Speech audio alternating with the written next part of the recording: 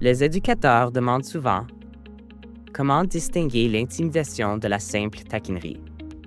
Dans cette vidéo, nous expliquons comment différencier l'intimidation de la taquinerie en abordant les formes positives et négatives de la taquinerie. La taquinerie peut prendre différentes formes et se manifester dans diverses situations.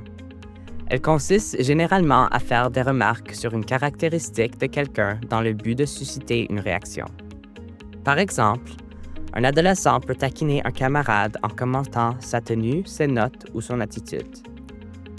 Lorsqu'elle est positive, la taquinerie exprime une complicité, une affection et une proximité entre les personnes concernées, renforçant ainsi des liens déjà solides. Elle est perçue comme légère, amusante et réciproque. En revanche, une taquinerie négative, parfois qualifiée d'agression entre pairs, n'est pas vécue comme plaisante par la personne qui en fait l'objet. Lorsqu'elle devient répétitive, non réciproque ou qu'elle blesse la personne visée, elle peut évoluer vers une forme d'intimidation.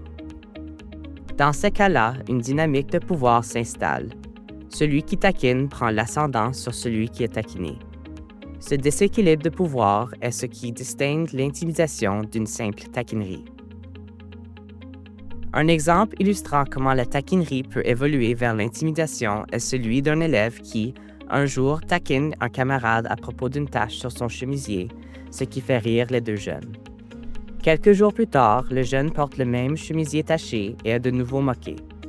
Cette fois, la taquinerie dure plus longtemps et davantage de pairs remarquent la tache et le taquinent. Des semaines plus tard, les pairs continuent d'évoquer la tache et se moquent maintenant de ses chaussures sales et de son bureau en désordre. Les adolescents se taquinent fréquemment sur des aspects liés à leurs identités et il n'est pas toujours aisé de distinguer si ces situations relèvent de la taquinerie ou de l'intimidation. Par exemple, ils peuvent se taquiner mutuellement sur leur religion ou origine ethnique respective. Selon la nature de leur relation, ces plaisanteries peuvent franchir les limites, provoquant embarras, honte ou blessures émotionnelles. Lorsqu'un déséquilibre de pouvoir existe entre le taquineur et le taquiné, par exemple, un adolescent canadien se moquant d'un jeune réfugié, il ne s'agit plus simplement de taquinerie négative, mais d'intimidation fondée sur l'identité. Pour approfondir ce sujet et découvrir comment y faire face, consultez le lien dans la description de cette vidéo. Il peut être difficile de le déterminer avec certitude, mais voici quelques signes indiquant que la taquinerie est devenue de l'intimidation. La personne qui taquine cherche à être méchante ou à exclure l'autre. Dans une taquinerie positive, l'objectif est de créer un lien avec l'autre personne ou de la faire se sentir incluse. Cependant, si la taquinerie négative est utilisée pour mettre en évidence les différences de quelqu'un, l'exclure ou le blesser, et que ce comportement se répète, cela peut devenir de l'intimidation. Parfois, une taquinerie peut involontairement dépasser les bornes et blesser quelqu'un. Mais si cela se produit fréquemment, cela peut indiquer un problème d'intimidation. La personne taquinée est blessée.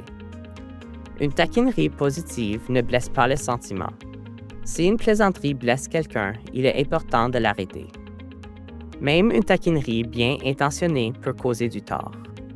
Ce qui compte, ce sont les sentiments de la personne taquinée, pas l'intention de celui qui taquine. Les expériences passées influencent aussi la réaction à la taquinerie.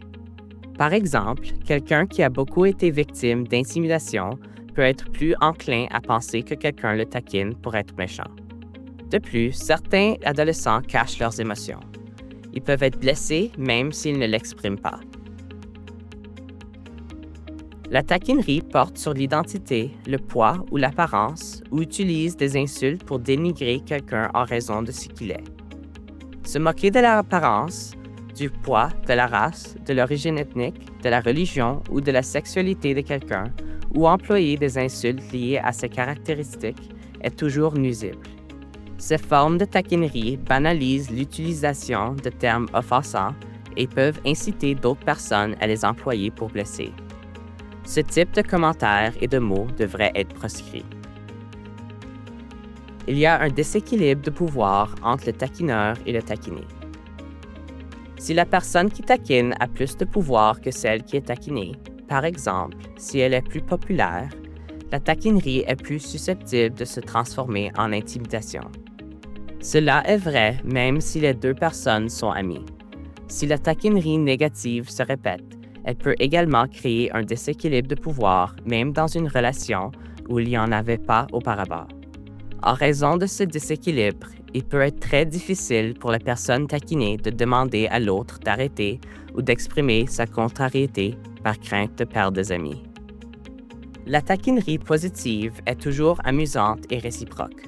Cependant, si une personne est constamment taquinée ou si une autre est systématiquement celle qui taquine, cela peut indiquer une dynamique malsaine dans la relation ou le groupe.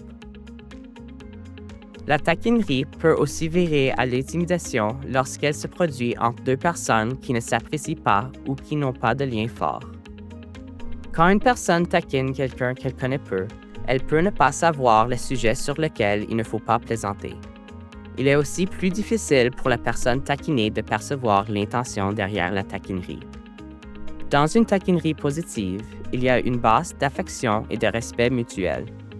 Par exemple, les amis ou les partenaires amoureux peuvent se taquiner affectueusement, ou encore, deux personnes peuvent utiliser la taquinerie pour exprimer leur envie de tisser des liens. Dans ces cas, la taquinerie est bienveillante parce qu'elle repose sur une complicité et que les deux parties plaisantent. Pour savoir si une taquinerie devient de l'intimidation, posez-vous ces questions. L'intention est-elle d'être méchant, d'exclure ou d'humilier l'autre personne? Est-ce que cela cause de la détresse ou de la contrariété? Les taquineries ciblent-elles l'identité de la personne? Y a-t-il un déséquilibre de pouvoir entre la personne qui taquine et celle qui est taquinée? Cela se passe-t-il entre deux personnes qui ne s'apprécient pas mutuellement? Si la réponse est oui, il s'agit probablement d'intimidation et vous devriez intervenir. Pour en savoir plus sur la manière d'intervenir, cliquez sur le lien dans la description ci-dessous.